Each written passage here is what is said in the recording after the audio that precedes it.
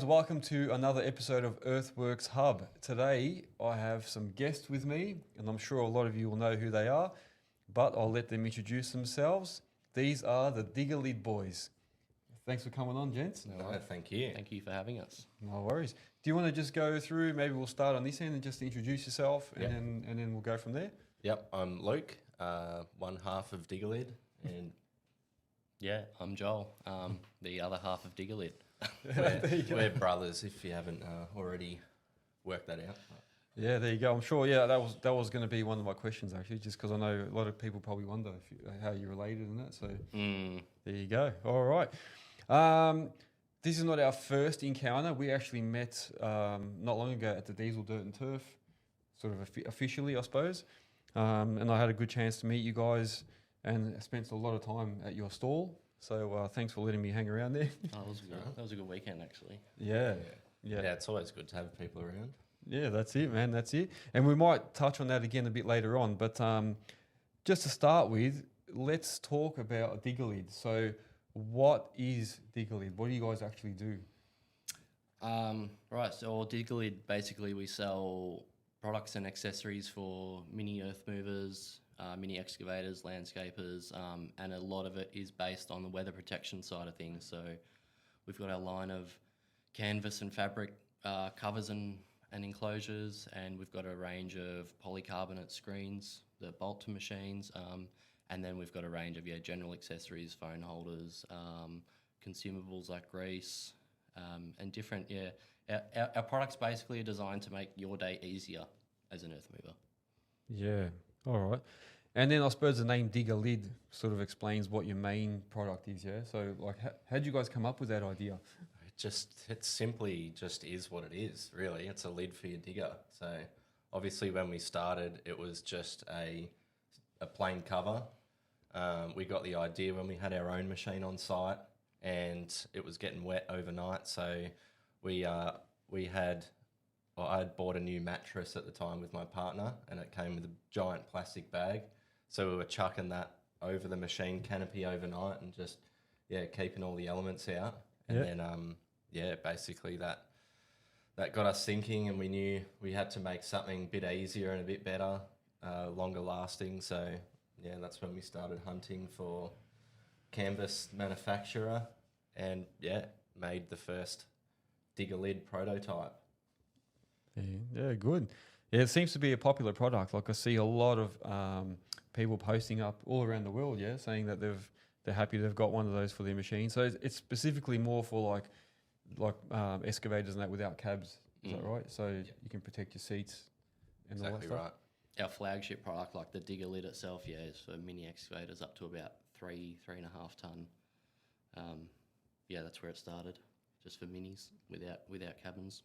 Yeah, and I noticed you guys have started using or selling the hard case now as well. Is that that's a new addition, isn't it? We've had that for a couple of years. They're not as popular. It's probably more of our premium product that we offer. They are a lot more expensive, but it's just another option for guys who want to take the level of protection that little bit further, and it's also great for sign writing on the machine, that kind of thing. So just another option, really. It's an Aussie-made option too, which is good. Yeah. Well, made here, is it? Yeah, made locally, literally just around the corner from us. We've got a great polycarb shop, K&D, so they do all our folding and laser cutting. And then, we just put together a hardware kit specifically tailored for each machine. Yeah.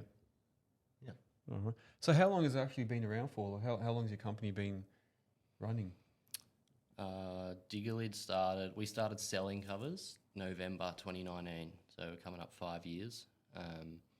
Our company itself, obviously went back a few years before that when we were landscaping ourselves, and the design and prototyping process probably took us 6 months, I guess, before we started selling them. We were sort of researching and playing with samples and all that. So it's been a couple of years now. So it was actually right in COVID when we launched. So I was just going to say, how'd you cope with that? How'd you cope throughout that period? It was probably really a blessing in disguise, I guess. It's sort of slowed down the construction a little bit for us at the start, which gave us more time to put into this. But then as sort of things stabilised, it was more of, we've got to pick one or the other, because we were sort of getting up even earlier than we needed to for work, and then packing some orders, going to a job, finishing that off, and then quickly, finishing a bit earlier so we could get to the post office and do a bit of emails and stuff. But yeah, it just got too much. So Yeah. So I think after, what was it, about April 2020, we pulled the pin on the construction and sold all the machinery, excavators, truck, and just went full time into this. Yeah, actually, that leads me to my next question. So what were you guys actually doing before you started Diggerlid? Like a lot of people probably wondering, were you in the industry or doing something totally different? Yeah, we're both chippies by trade, and now a lot of our carpentry work was sort of more in the outdoor space, so decks, pergolas, retaining walls. We're doing a lot of retaining walls, so that's why we had our little mini earth moving combo. And then, that's where the idea started for our earth moving machinery. But we basically sold all the machinery to fund our first container, really, of stock, which was a bit of a balls deep gamble, but I guess it's worked. Yeah, sometimes the best way, man. Just jump straight into it. Yeah. And that's what I was going to ask as well. So I suppose a lot of listeners have probably got like a business idea, and not sure how to start and like where to start. So, like, what was it like for you guys starting off with this brand new idea? And I suppose I haven't really seen that product around anywhere. So you could probably say you've started something new. But how was it starting off like with such a fresh idea? And You just never really know what you're getting into. But that is the hardest part, starting. So just start and figure it out along the way. Like we didn't know what we were doing. We didn't know, what to actually set up. What was the next step? But you just you just do it, and it just happens, really. yeah, just play it by ear, I suppose. Well, and you can really learn anything for free these days off YouTube, off other people who have done it before you. You're never the first person to really do anything. So, I mean, we started on Alibaba, like getting prototypes and samples, talking to suppliers overseas, and then eventually we had a product that we thought, oh, we can sell this. And then really, I guess, comes the money side of things, where you got to come up with a bit of cash to buy your first order. And that's always scary, but we had heaps of messages and stuff on Instagram. People had seen our original cover and said, yeah, I want one of them. And so we knew we'd probably have a bit of support, a few sales in the early days. So you just got to take the plunge, I guess, and one foot in front of the other. Yeah. So if you don't mind, can I ask, like, what did it cost to start out initially? Like, what were your main costs? First order, probably about $5,000. We spent, about $5,000. I think we bought 100 of our first ever covers. Was like a standard cover for a 1.7. I think that was about $5,000. Some things we didn't know was like the import duties and shipping and all that. Yeah. We got a bit bent over on some of that stuff because we have no idea, but that's how you learn. Yeah. And then the first container when we sold all our gear was probably, 70, 80K or something like that. Man. Yeah, it's a lot of money. I'll tell you what though, what was scary for me, I ordered something from China once. I bought a hammer for my 20-ton excavator, and I remember how scary it was when I had to transfer all this money to someone on the other side of the world, and I had no idea who they were apart from just a few emails. You wonder if it's going to turn up. Yeah, then I'm like, and then the same thing, like I remember just finding out about all the shipping costs and then how you go pick things up, and you got to get freight forwarded.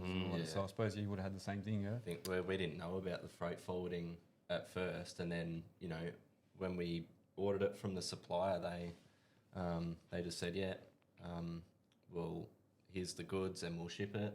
But we didn't realise that was like FOB terms, so that only gets it to Australia, and then when it gets here, the I can't remember who it was, but they said, who's your freight forwarder? We're like, what the hell's a freight forwarder? So All right, well, here's your bill for that. Your customs, your duty, Yeah. handling fees. Yeah, I did a bit of a surprise, but it's all part of it. Yeah. Yeah.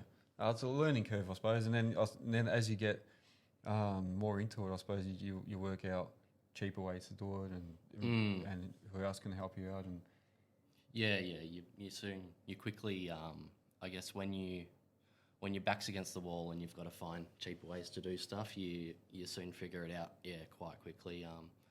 There's other costs as well. Like you got to have your online store, like your Shopify. You got to have accounting software, all that kind of thing. But that can all be done relatively cheaply. They're just like monthly subscriptions.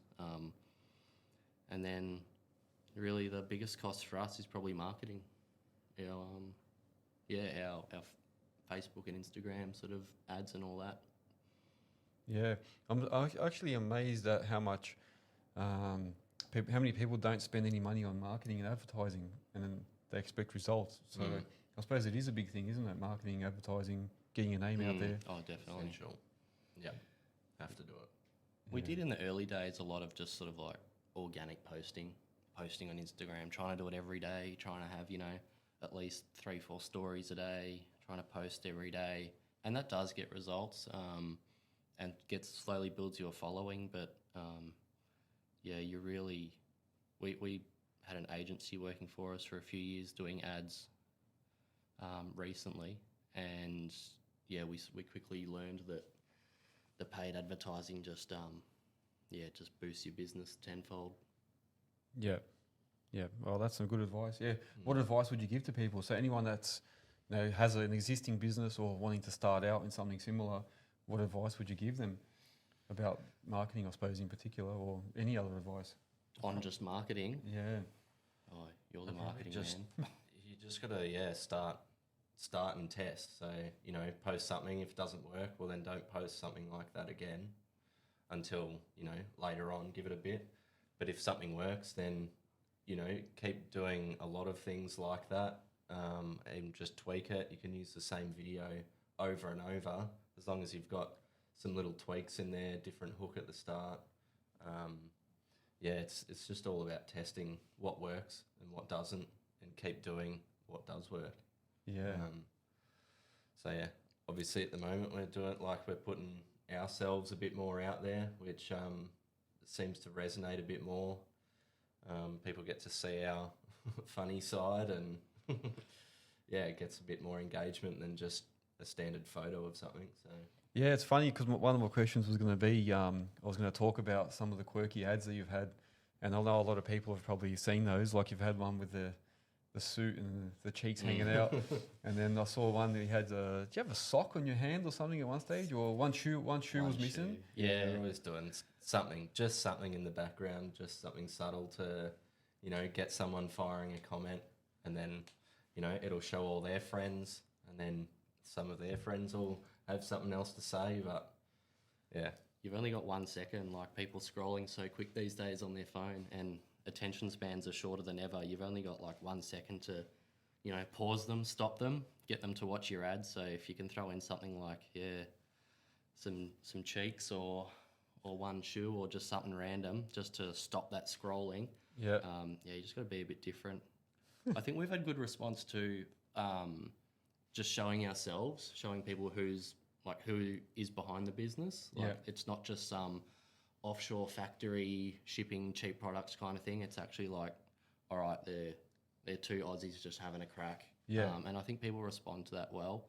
I talk to a lot of people who are like, oh, I don't want to be on camera. I don't want any part of being on film, or, they're embarrassed or can't do it. But, I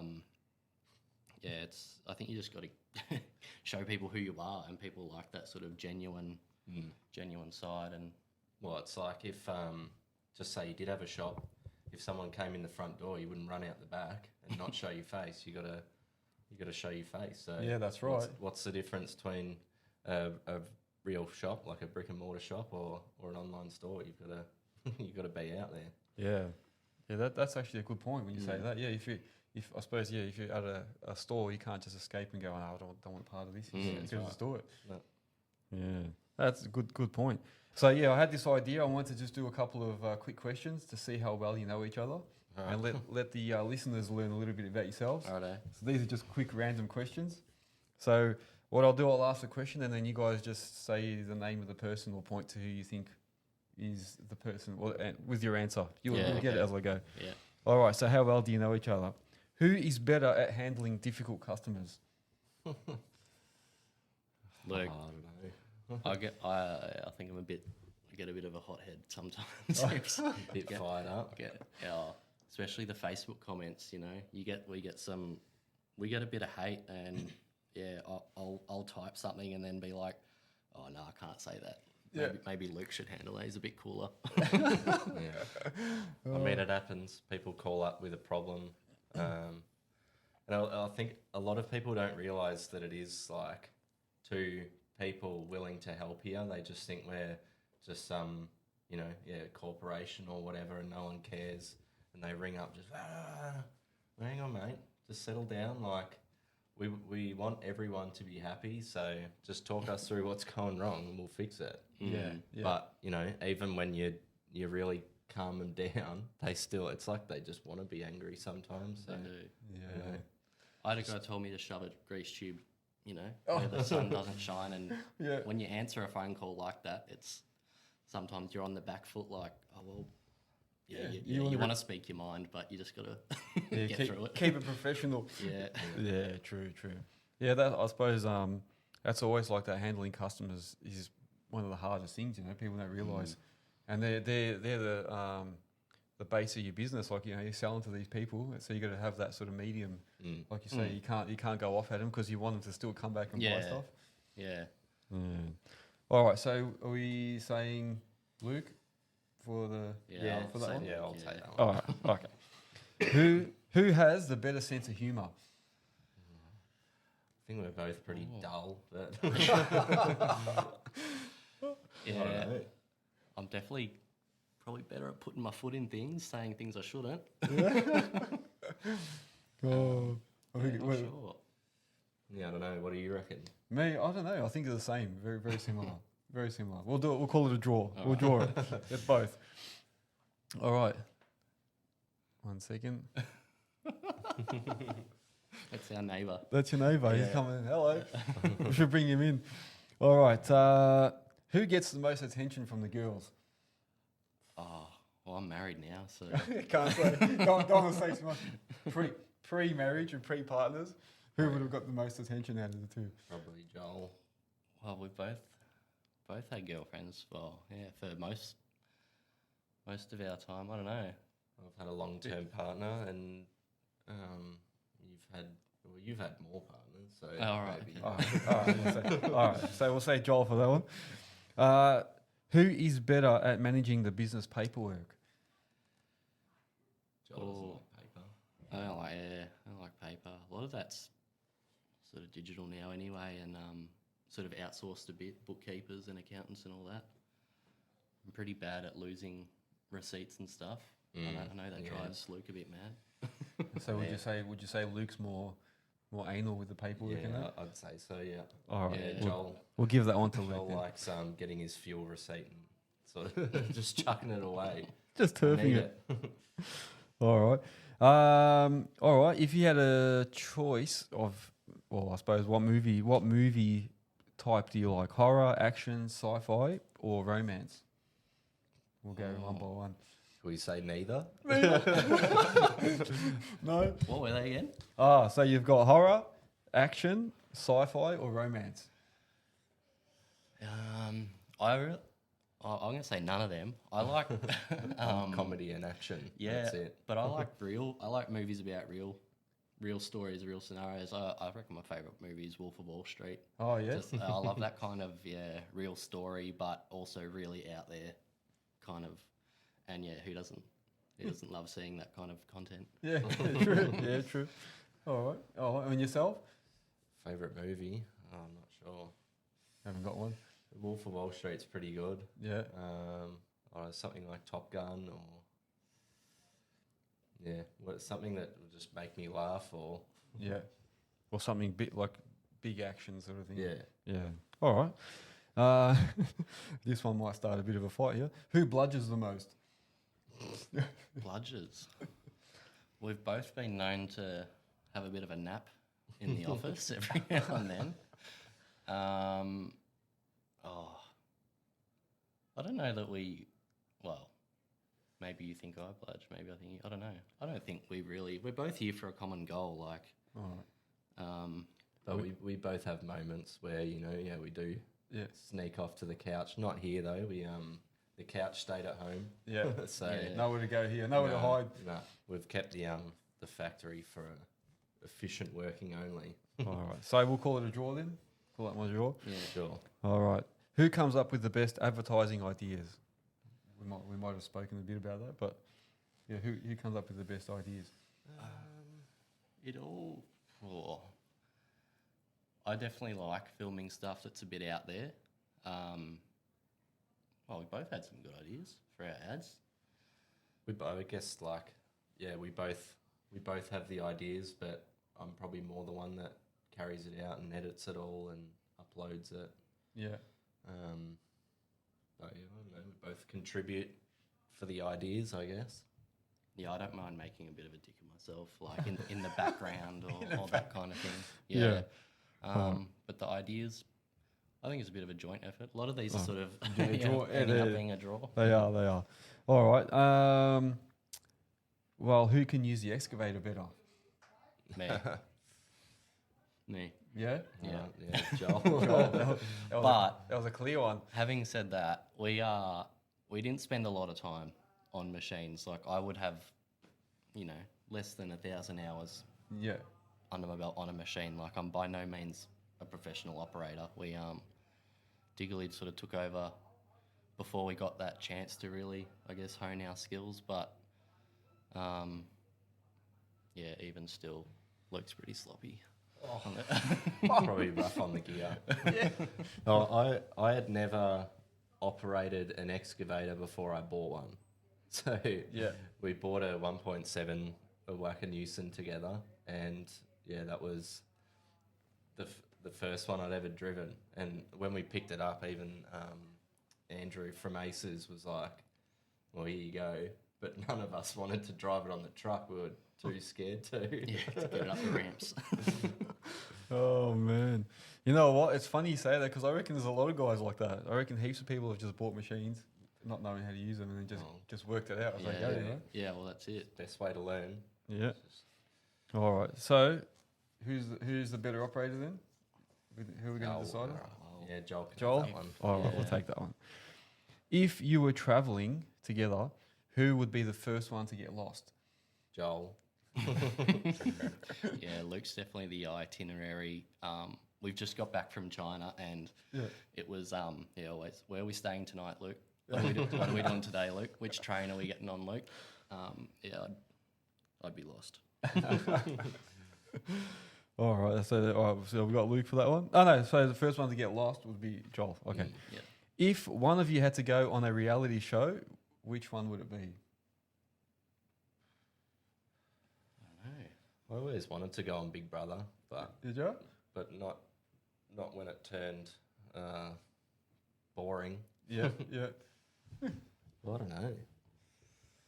What would you go on? I reckon like the survival ones, like get me out. I'm a celebrity. Get me. Oh, you have to be a celebrity though. I'm not a celebrity. hey, after this you might be. Yeah. A few more Facebook ads. A few more Facebook ads. Yeah, I quite often watch those shows and think like, I could do that. That'd be. Yeah. Or Survivor. Yeah. Even it's the Ninja Warrior. Oh, Sometimes you see people like fall off something and you're like, I could have done that. What are you doing? Yeah. Yeah, I like watching that when they do all those obstacle courses, isn't it? Yeah. All right. So who'd be more than likely to go on one, you reckon? Or would you both go on them, just depending on what? Yeah, maybe we could do a duo. There you go. As a team, Amazing Race or something. Yeah, that'd be good. Yeah. Actually, you know what? Yeah, Amazing Race. That's right. That's right. Another draw. Another draw. All right. That's it. I just thought I'd go through something a bit fun. Yeah. So people can get to know you guys a bit better as well. I forgot to actually mention you guys are Victoria based. But where do you supply to? Like, can you supply to the world? Or I was saying earlier that you do post to the world, isn't it? Yeah. Anywhere that Australia Post or our couriers will send, we can provide for. Yeah. So we started in Australia, and then sort of dug into New Zealand a bit. But now we're predominantly like US, Canada, a bit of Europe and New Zealand. But Australia's still definitely in the lead. Anywhere it's cold and wet. Cold and wet. Cold and wet, though you want a Diggerlid. Yeah. So, You got to go to like England and Wales and that. Yeah, pretty much. We've had some random ones. We've had like Norway, Chile, Brazil. Yeah, there's been some random ones in there. That's why you see sometimes we'll put photos of like the Diggerlids in the snow and stuff. There are always those sort of extreme cold regions. Yeah. Oh. And then going back to the business, I suppose. So as brothers, you got obviously two people running the business. What are your roles in the business? Do you have two different roles, or do you just like, how do you separate who does what? Well, I mean, at first we didn't really know. We were just kind of all just smashing it, all hands on deck. But I guess we've sort of split out. So I mainly do more of the marketing and the customer service, and then Joel's more into the keeping control of the stock and organising product. Keeping the warehouse running and packing, shipping, all that. I think we just naturally found our groove. Like, we both have an understanding of everything that needs to be done, but obviously, like, Luke will be better at, the marketing side of stuff. That stuff gives me a headache. And I can, like, I'm fine with dealing with, suppliers and all that sort of stuff. So I think we just naturally found our strengths and then stuck to what we know. But it's definitely important to have a bit of an understanding of everything that goes on. Like, if Luke was out of action for a week, it's still important for me to understand, all right, what he would usually be doing and still keep my finger on the pulse there and vice versa. So, but you just stick to what our strengths are, I guess. Yeah, I suppose you always got to prepare for someone going on holidays or something, So you're not always going to be there, Yeah. Does get tricky, especially when there's only two of us. But when we can grow a team, we'll definitely be able to separate out more tasks. And well, what is the plan? So what's the future plan for you guys? Oh, yeah, good question. A lot more automation, I think. We are literally doing everything ourselves at the moment. We've got my wife's just started helping us pack and ship because that is a big job that needs doing obviously every day. So that's freed up a bit of time for us just to work more on the business and keep it growing. But I think, we really just make stuff more automatic, have more of a team so that we might be able to step back a bit and see what we've built sort of just function on its own kind of thing. I think that'd be cool. Yeah. I think too, like, obviously the viewers will be able to see we're in our new factory now. So up until about 2 months ago, we were working out of Mum's shed for 4 years. So, now that we're in a workplace, it can be a proper running operation now, not just a little hobby anymore. Yeah, it's getting bigger. So now I suppose it's formalised, you know what I mean? Yeah. And now you have to grow with it. Well, that's probably another thing going back to when you're asking when you start. Like, it doesn't have to be all big and shiny. Like, we literally did run from Mum's shed for 4 years. We didn't even have Wi-Fi. Like, we were using the hotspot off our phones just to do what we could. It was always cutting out and lagging, but you just work with what you've got and just keep pushing it. Be resourceful. Yeah, I agree. I think everyone thinks you got to start off and have everything straight away, and everything, all the gadgets and this and that. But you just got to figure it out as you go, isn't it?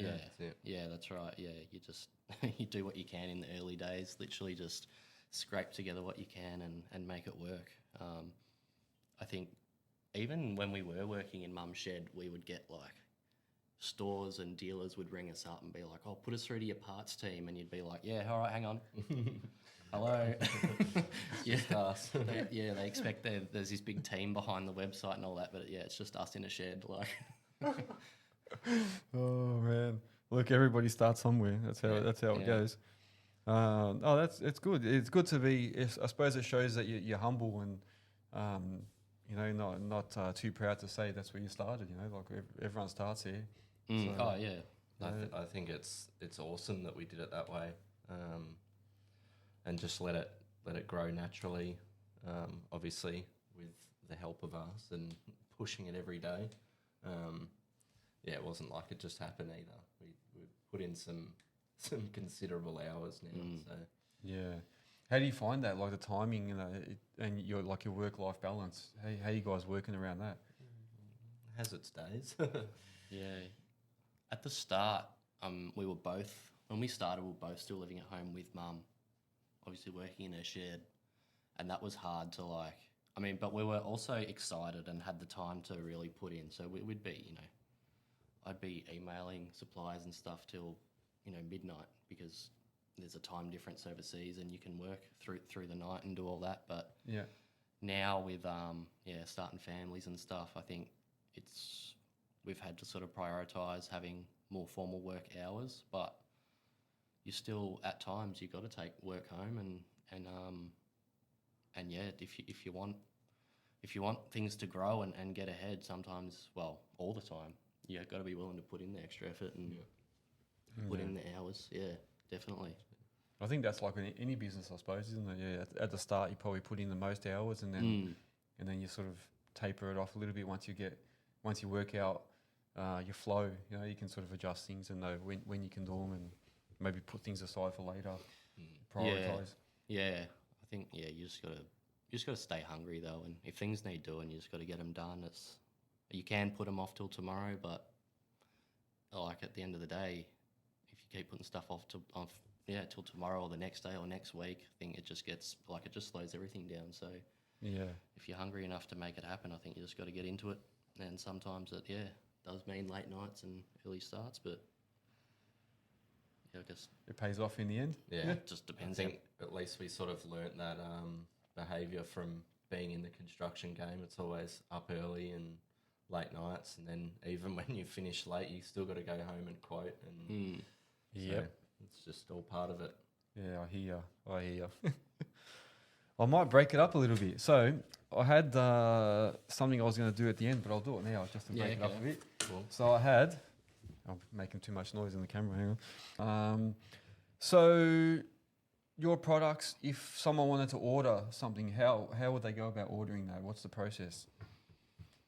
Actually, just jump on our website is the easiest. We've built it so it's, trade friendly, pretty just basic but very informative. And then obviously if you can't find what you're looking for there, just give us a buzz, send us a message. Always happy to help. Yeah. So basically online, everything's online. Is there like, can people come to the store and pick up and buy, or is it direct, or is it all just online? Eventually. Yeah, I mean, we've literally just moved in here, so we do plan to have this as a bit of not a storefront, but if you're local, you can definitely, come down and pick up your products. But yeah, our website, 95% of our sales is straight off our website. We have a few dealers around Australia, a few resellers, wholesalers, that kind of thing, but most of it's on our website. It's all, like Luke said, trade friendly, easy to use. And if you call up, it's always one of us on the phone. Like, it's not a call center or something. It's still very personal. we're always happy to help. Yeah. A lot of people say like, "Oh, I didn't realise it was just you two." Yeah. They think it's like a big company. I know we sort of portray it like that on the website, but we are a small business.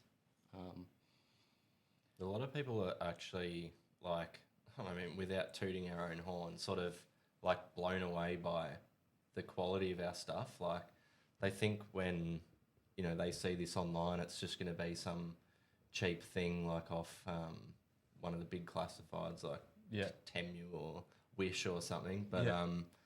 no, everything that we do is like, heavy duty, and it's got to be made to suit outdoor work sites. Like, you're putting things in a harsh environment, so we get that, and we build it to suit, and we're always looking for ways to improve stuff. And if something does go wrong, we're always on the front foot. Fix it, no questions asked.